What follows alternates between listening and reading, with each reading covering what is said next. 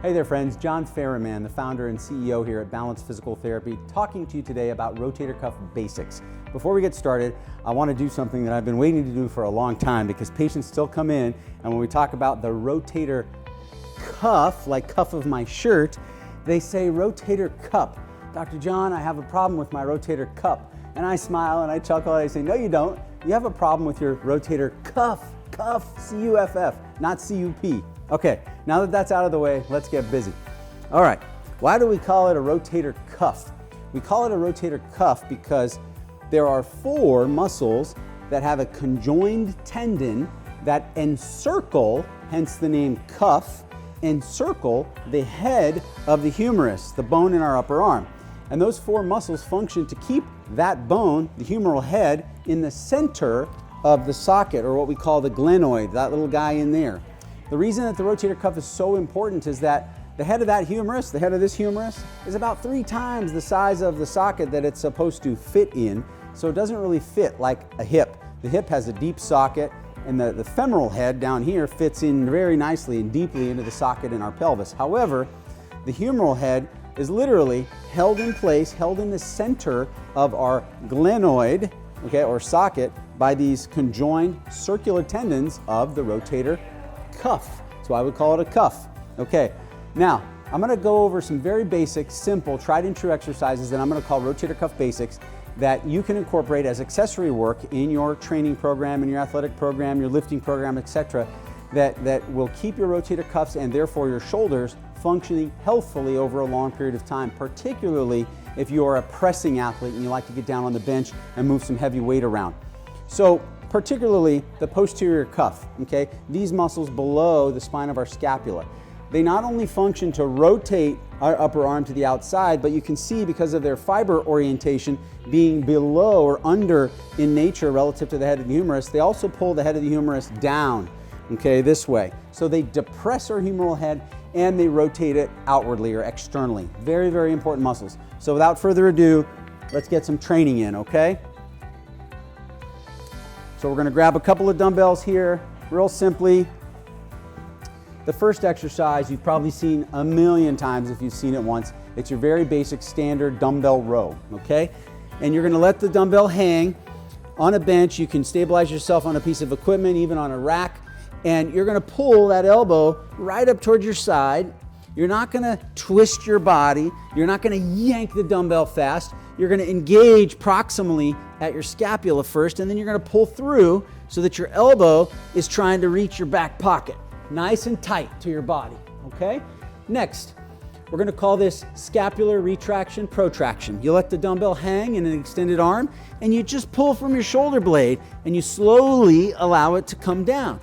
The scapula, or our shoulder blade, functions as the base, literally, for our entire upper extremity.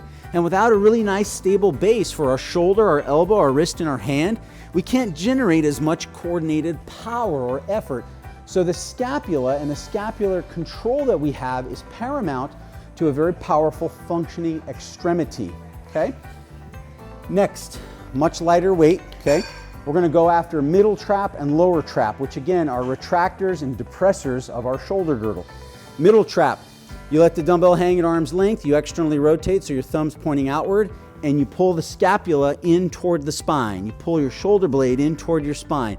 Please don't do this with lots of speed or momentum or throwing the dumbbell up violently. You're just going to ask to hurt yourself. Nice and slow, smooth on the eccentric or negative portion of the repetition as you come down.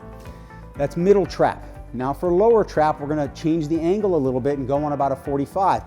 If this is a 0 line and that's a 90-degree line, we're going to split it and we're going to go on a 45, thumb facing upward. And same thing, slow, smooth, and controlled both directions. You're not going to throw that dumbbell up.